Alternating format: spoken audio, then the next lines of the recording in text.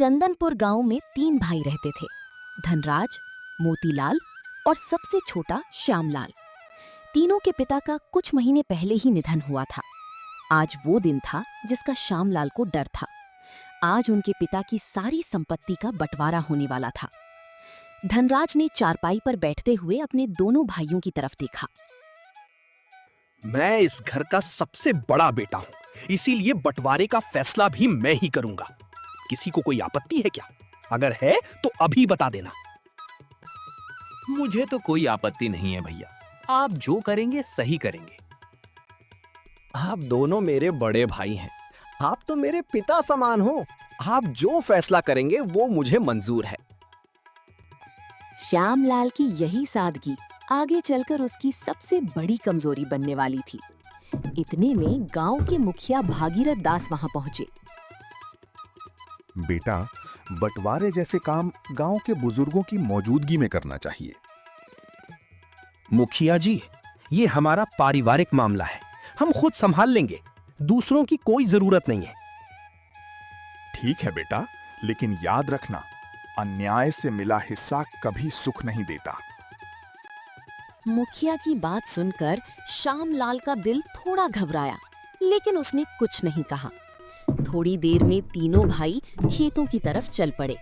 धनराज, मोतीलाल और श्यामलाल गांव के बाहर फैले अपने पिता के खेतों की ओर बढ़ रहे थे। खेत के बीचों बीच एक बड़ा कुआं और एक पुराना नीम का पेड़ खड़ा था, जिसे उनके पिता ने अपने हाथों से लगाया था। धनराज चारों तरफ देखते हुए मुस्कुराया। चलो हम सबसे पहले खेत का बंटवारा कर लेते हैं। हाँ धनराज भैया, पहले खेत का ही बंटवारा कंप्लीट करो और बाद में करेंगे। चलो, हमारे पास 2 उपजाऊ खेत हैं और एक किनारे वाली जमीन है, इसलिए दोनों बड़े खेत मेरे और मोतीलाल के हिस्से में आएंगे। धनराज भैया, मेरे हिस्से में क्या आया है फिर? तभी मोतीलाल बोलता है, अरे श्यामलाल, जो खेतों के बीच की पगडंडी और किनारे बची हुई जमीन है वो तेरी ही है। अगर आप दोनों को यही उचित लगता है तो ये बंटवारा मुझे मंजूर है भैया। चलो, खेत का तो बंटवारा हो गया है, अब इस कुएं का बंटवारा भी साथ में ही कर लेते हैं भाई जी। हाँ मोती, इसका जरूर करना है ताकि फिर कोई प्रॉब्लम नहीं आए। श्यामलाल का जवाब सुनकर दोनों बड़े भाई एक दूसरे को देखकर मुस्कुरा दिए। अब मोती और श्याम बंटवारे का इंतजार कर रहे थे। तभी धनराज बोला, चलो अब हम कुएं का बंटवारा करते हैं। कुएं का पानी और ऊपर का हिस्सा हमारा रहेगा और नीचे की मिट्टी और पत्थर श्यामलाल के हिस्से में आएंगे। क्या श्यामलाल, मंजूर है फैसला तेरे को? ठीक है भैया, मुझे मंजूर है। आपने जो फैसला किया है वो सही ही है। तभी मुखिया भागीरथ दास तीनों के पास पहुंच जाते हैं। गंभीर होकर बोले, बेटा श्यामलाल, अन्याय सहना भी गलत होता है। मुखिया जी, बड़े भाई बाप के समान होते हैं, वो कभी गलत नहीं हो सकते। तभी धनराज गुस्से में मुखिया से बोलता है, तुम कौन हो हमारा फैसला करने वाले? हम तीनों भाई अपने आप कर लेंगे, हमारे बीच में आने की जरूरत नहीं है। ये दोनों तो बहुत चालाक हैं, लेकिन ये श्यामलाल भोला है। इस गरीब के साथ बहुत अन्याय होगा।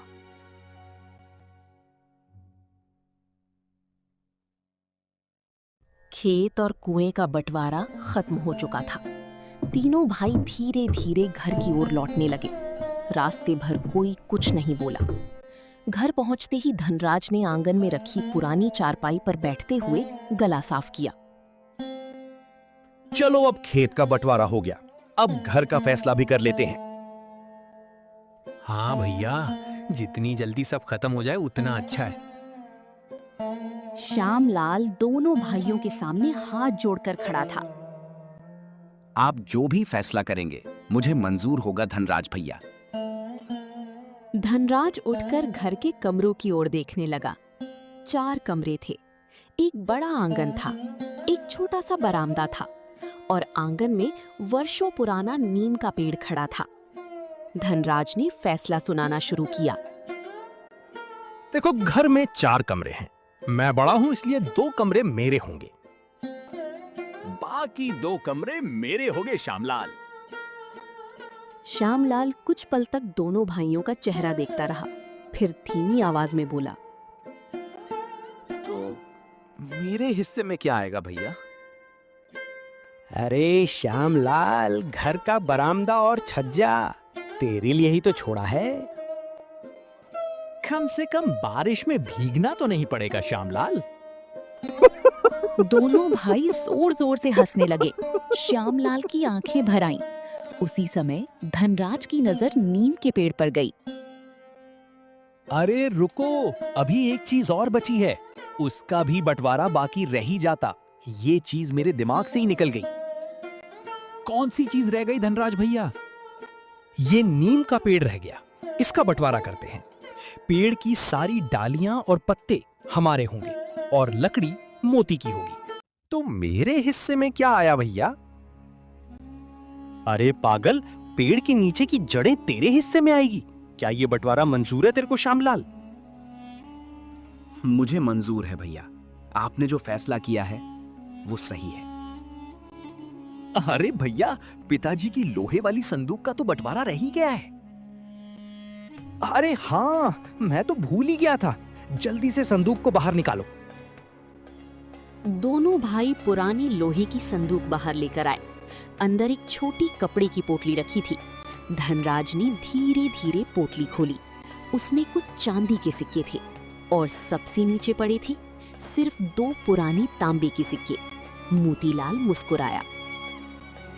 धनराज भैया, इसका भी फैसला भी कर दो, वरना बाद में और कोई लफड़ा होगा।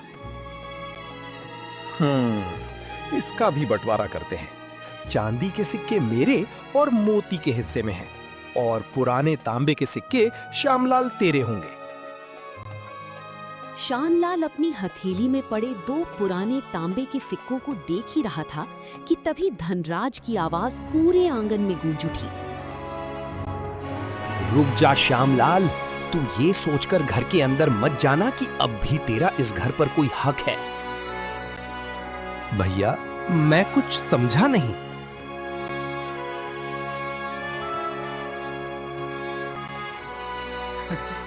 तेरे समझने जैसा कुछ है ही नहीं। बंटवारा खत्म हो चुका है। 2 कमरे हमारे हैं, बरामदा तेरे हिस्से में आया है। आज से तू और तेरा परिवार घर के अंदर नहीं रहेगा। बरामदे में रहना है तो रह, नहीं तो जहां मन करे चला जा।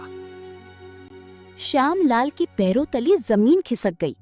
उसे अपने कानों पर विश्वास नहीं हो रहा था। भैया, ऐसा मत कहिए। पिंकी कई दिनों से बीमार है, नीरज अभी छोटा है। हम लोग कहाँ जाएंगे? हमें इससे कोई मतलब नहीं है। जिसे हमने हिस्सा दिया है उसी में रहो। घर के अंदर कदम रखने की कोशिश बिल्कुल भी मत करना श्यामलाल। इतना कहकर दोनों भाइयों ने श्यामलाल का सारा सामान बाहर फेंक दिया। पिंकी और नीरज को भी कमरे से बाहर निकाल दिया। ये क्या कर रहे हैं भैया? हमने आपका क्या बिगाड़ा है? बहुत बोलने की जरूरत नहीं है। अपना सामान उठाओ और निकल जाओ। नीरज डरकर अपनी माँ का हाथ पकड़ लेता है। अम्मा, हम अपना घर छोड़कर क्यों जा रहे हैं? श्यामलाल जमीन पर पड़े दोनों पुराने सिक्के उठाए और चुपचाप अपना सामान समेटकर तीनों गांव के बाहर एक टूटी फूटी झोपड़ी में पहुंच गए। झोपड़ी की छत जगह जगह से टूटी हुई थी। अंदर मिट्टी का फर्श था। चारों तरफ धूल और जाले लगे थे। नीरज डरते हुए बोला, बापू, क्या अब हम यहीं रहेंगे? हाँ बेटा, जब तक भगवान कोई रास्ता नहीं दिखाते। आपकी यही अच्छाई एक दिन हमें सड़क पर ले आई। अगर आपने उस समय अपने हक के लिए आवाज उठाई होती तो आज ये दिन नहीं देखना पड़ता। श्यामलाल कुछ देर चुप रहा, फिर धीमी आवाज में बोला, पिंकी, बड़े भाई मेरे पिता समान है। मैं उनसे लड़कर अपने पिता की सीख का अपमान नहीं कर सकता था। संस्कार अपनी जगह ठीक है, लेकिन अन्याय सहना भी पाप होता है। अगली सुबह श्यामलाल सूरज की पहली किरण के साथ उठ गया। श्यामलाल ने मन ही मन भगवान से प्रार्थना की। हे प्रभु, मेरे हिस्से में दुख लिखे हैं तो मैं सह लूंगा, लेकिन मेरे परिवार को भूखा मत सुलाना। आज चाहे जो हो जाए, मैं खाली हाथ वापस नहीं लौटूंगा। श्यामलाल बिना कुछ खाए ही गांव की ओर निकल पड़ा। सबसे पहले वो गांव की सबसे बड़ी अनाज की दुकान पर पहुंचा और दुकानदार से बोला, राम राम मालिक, अगर कोई छोटा मोटा काम हो तो मुझे रख लीजिए। मजदूरी कम देंगे तब भी मुझे मंजूर है। दुकानदार ने उसे ऊपर से नीचे तक देखा, फिर बिना कुछ सोचे जवाब दिया, माफ करना श्यामलाल, मेरे पास कोई काम नहीं है। श्यामलाल निराश होकर दूसरी दुकान पर पहुंचा। वहां भी वही जवाब मिला। तीसरी, चौथी, हर जगह सिर्फ एक ही बात सुनने को मिली, काम नहीं है। थका हारा श्यामलाल गांव के पुराने बरगद के नीचे बैठ गया। वही 2 पुराने तांबे के सिक्कों को देखकर हल्की मुस्कान के साथ बोला, शायद दुनिया के लिए तुम बेकार हो, लेकिन मेरे लिए तुम मेरे पिता की आखिरी निशानी हो। तभी पीछे से एक परिचित आवाज आई। श्यामलाल, हार मानकर यहाँ क्यों बैठा है? प्रणाम मुखिया जी, मैंने पूरे गांव में काम मांगा, लेकिन किसी ने भी मुझे काम नहीं दिया। मुझे पहले से अंदाजा था कि ऐसा ही होगा। बेटा, गरीबी से बड़ा दुख नहीं होता, लेकिन उससे भी बड़ा दुख है अपनों का धोखा। मुखिया जी, मैं अपने लिए नहीं रो रहा, मुझे अपने बेटे और पत्नी की चिंता है। उन्होंने कल से एक दाना भी नहीं खाया। अगर तुम्हें मेहनत करने से डर नहीं लगता, तो आज से मेरे खेत तुम्हारे हैं। तुम और पिंकी दोनों मेरे यहां मजदूरी करोगे। बाकी मजदूरों से ज्यादा मेहनताना दूंगा, क्योंकि मुझे मजदूर नहीं, ईमानदार इंसान चाहिए। श्यामलाल भावुक होकर मुखिया के पैरों की ओर झुक गया, लेकिन मुखिया ने तुरंत उसे रोक लिया। नहीं बेटा, मेहनत करने वाला इंसान किसी के पैर नहीं पकड़ता, वो अपने कर्मों से सम्मान कमाता है। मुखिया जी, अगर आप चाहें तो इन सिक्कों के बदले मुझे थोड़ा अनाज दे दीजिए। मेरे घर में खाने को कुछ भी नहीं है। भागीरथ दास सिक्कों को देखकर बोले, श्यामलाल, इन्हें कभी अपने से अलग मत करना। हर पुरानी चीज बेकार नहीं होती। समय आने पर यही 2 सिक्के तुम्हारी तकदीर बदल सकते हैं। धीरे-धीरे कई सप्ताह बीत गए। अब श्यामलाल और पिंकी रोज सुबह से शाम तक मुखिया भागीरथ दास के खेतों में मेहनत करने लगे थे। मेहनताना इतना ही था कि 2 वक्त की रोटी का इंतजाम हो सके, लेकिन अब उनके घर में भूख की जगह उम्मीद ने ले ली थी। एक शाम मुखिया खेत का निरीक्षण कर रहे थे। उन्होंने देखा कि बाकी मजदूर काम खत्म होते ही चले गए थे, लेकिन श्यामलाल अभी भी खेत की टूटी हुई मेड़ ठीक कर रहा था। श्यामलाल, काम तो कब का खत्म हो चुका है, फिर भी तू अभी तक यहीं है। मुखिया जी, ये खेत अब मेरी रोजी रोटी का सहारा है। अगर इसकी एक मुट्ठी मिट्टी भी बह जाएगी तो मुझे लगेगा मैंने अपना फर्ज पूरा नहीं किया। उसी समय गांव के बाहर से घोड़ों की टापों की आवाज सुनाई दी। कुछ ही देर में एक बैलगाड़ी गांव की चौक पर आकर रुकी। उसमें एक प्रसिद्ध पुरावस्तु व्यापारी था। वो पुराने सिक्के, दुर्लभ वस्तुएं और ऐतिहासिक सामान खरीदने के लिए दूर दूर तक जाना जाता था। पूरे गांव में खबर फैल गई। लोग अपने अपने पुराने सामान लेकर चौक की ओर दौड़ पड़े। श्यामलाल, जल्दी अपने घर जा। वे दोनों पुराने सिक्के लेकर गांव के चौक पहुंच। शायद आज भगवान तेरी मेहनत का फल देने वाले हैं। लेकिन मुखिया जी, वे तो बिल्कुल बेकार सिक्के हैं, तभी तो मेरे भाइयों ने मेरे को दिया है। अरे बेटा, हर पुरानी चीज बेकार नहीं होती। कभी कभी जिसकी कीमत दुनिया नहीं समझती, उसी की असली कीमत समय बताता है। श्यामलाल बिना देर किए अपनी झोपड़ी की ओर दौड़ पड़ा। उसने कपड़े की छोटी सी पोटली खोली और सावधानी से दोनों तांबे के सिक्के निकाल लिए। पिंकी उसे हैरानी से देख रही थी। तुम इतनी जल्दी में कहाँ जा रहे हो प्राणनाथ?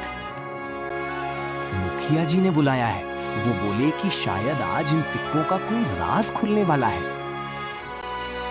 श्यामलाल गांव के चौक पहुंच गया। व्यापारी एक एक सामान ध्यान से देख रहा था, लेकिन उसकी नजर किसी भी चीज पर ज्यादा देर नहीं ठहर रही थी। तभी श्यामलाल ने धीरे से अपनी हथेली आगे बढ़ाई। उसमें वही 2 पुराने तांबे के सिक्के रखे थे। व्यापारी ने जैसे ही सिक्कों पर नजर डाली, उसके चेहरे का रंग बदल गया। ये सिक्के तुम्हें कहां से मिले? ये मेरे स्वर्गीय पिता की निशानी है। मुझे बंटवारे में ये सिक्के मिले।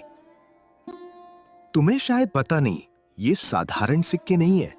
ये कई पीढ़ियों पुराने दुर्लभ संग्रहणीय सिक्के हैं। इनकी कीमत तांबे से नहीं, इनके इतिहास से तय होती है। ऐसा नहीं हो सकता। अगर ये इतने महंगे होते तो मेरे भैया मुझे नहीं देते। बेटा, ये साधारण तांबे के सिक्के नहीं हैं। ये लगभग 150 साल पुराने राजकीय संग्रह के सिक्के हैं। ऐसे सिक्के बहुत कम मिलते हैं। लोग आपस में बातें करने लगे। अरे इतने पुराने सिक्के? हमें तो लगा था ये कबाड़ हैं। मालिक, मुझे इनकी कीमत नहीं पता। जो आपको उचित लगे वही दे दीजिए। मैं व्यापार करता हूं, किसी की मजबूरी का फायदा नहीं उठाता। इन दोनों सिक्कों की कीमत 5 लाख रुपए है। ये सुनते ही पूरा चौक सन रह गया। पिंकी और नीरज दोनों बड़े खुश लग रहे थे। हे भगवान, आपने इस गरीब की सुन ली। धनराज और मोतीलाल के दिल में खुशी नहीं, बल्कि लालच जाग उठा। दोनों धीरे धीरे भीड़ से निकलकर एक कोने में चले गए। भैया, अगर श्यामलाल अमीर हो गया तो पूरे गांव में हमारी बदनामी हो जाएगी। चिंता मत कर मोती, मैं अभी ऐसा दांव चलूंगा कि ये 5 लाख हमारे होंगे। हाँ धनराज भैया, जल्दी से कोई उपाय करो वरना हमारी कोई इज्जत नहीं होगी। कुछ देर बाद धनराज सीधे व्यापारी के पास पहुंच गया। सेठ जी, एक बात कहना चाहता हूं। हाँ धनराज, कहिए, क्या बात है? ये सिक्के असल में हमारे खानदान के हैं। श्यामलाल इन्हें गलती से अपने साथ ले आया। इन पर पहला अधिकार मेरा है। ये सुनकर पूरा गांव फिर से चुप हो गया। तभी श्यामलाल बोला, भैया, अगर आपको लगता है कि इन सिक्कों पर आपका अधिकार है तो मैं अभी ये सिक्के आपको दे देता हूं। तभी मुखिया भागीरथ दास बोले, रुको, आज फैसला झूठ नहीं सच करेगा। पूरा गांव इस बात का गवाह है कि बंटवारे वाले दिन धनराज ने अपने हाथों से यही 2 सिक्के श्यामलाल को दिए थे। उस दिन कहा था, ये तेरे हिस्से की पूरी दौलत है। अब जब उनकी कीमत पता चल गई तो अधिकार कैसे बदल गया? मुखिया की बात सुनते ही धनराज और मोतीलाल शर्म से सिर झुकाकर खड़े रह गए। व्यापारी ने उन सिक्कों के बदले श्यामलाल को 5 लाख रुपए दे दिया। तभी मुखिया भागीरथ दास को एक खबर मिली। धनराज, मोतीलाल, तुम दोनों अभी मेरे साथ चलो। दोनों भाई घबरा गए। कुछ ही देर में सभी लोग खेतों के पास पहुंचे।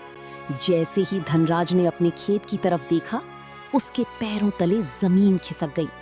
तेज बारिश के कारण खेत की मेड़ टूट चुकी थी। पूरे खेत का पानी बह गया था। तैयार खड़ी फसल मिट्टी में दब चुकी थी। हे भगवान, मेरी सारी मेहनत खत्म हो गई। अब मैं क्या करूं? भैया, अब हम क्या करेंगे? हमारे पास तो कुछ भी नहीं बचा। दोनों भाई वहीं जमीन पर बैठकर रोने लगे। श्यामलाल घर पहुंचा और पिंकी से बोला, पिंकी धनराज भैया की फसल पानी में बह गई। इन्हें इनके कर्मों की सजा मिल रही है। भगवान देर करता है, अंधेर नहीं। ऐसा मत कहो पिंकी, मुसीबत में पड़े इंसान का कभी मजाक नहीं उड़ाना चाहिए। दोनों भाई अपने घर में बैठे थे। उन्हें अपने किए हुए अन्याय का एहसास हो रहा था। भैया, हमने श्यामलाल के साथ बहुत गलत किया। अगर उस दिन लालच ना किया होता तो आज भगवान हमें ये दिन नहीं दिखाता। श्यामलाल अपनी झोपड़ी में बैठा था। उसके सामने 5 लाख रुपए रखे थे, लेकिन उसके चेहरे पर खुशी से ज्यादा चिंता थी। प्राणनाथ, अब हम नया घर बनाएंगे, नई जमीन खरीदेंगे। अब हमारे दुख खत्म हो गए।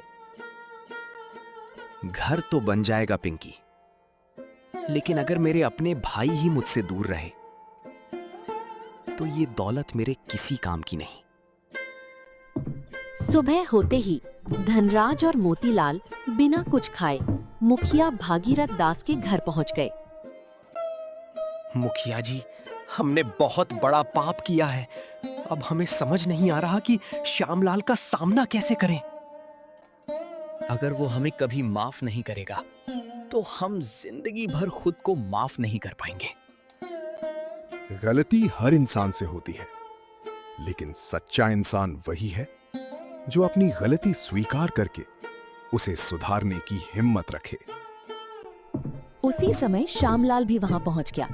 उसके हाथ में कपड़े की पुरानी पोटली थी। श्यामू, हमारे लालच ने हमें अंधा कर दिया था। हमने तेरा हक छीना, तुझे घर से निकाला और तेरी अच्छाई का मजाक उड़ाया। अगर हो सके तो हमें माफ कर दे। हम भाई कहलाने के लायक भी नहीं रहे। भैया, जो बीत गया उसे बदल नहीं सकते, लेकिन जो आने वाला है उसे जरूर बदल सकते हैं। मैंने अपने पिता से एक बात सीखी थी, रिश्ते टूट जाएं तो दौलत किसी काम की नहीं रहती। श्यामलाल ने धनराज और मोतीलाल के हाथ में पैसे रख दिए। दोनों ने लेने से मना कर दिया।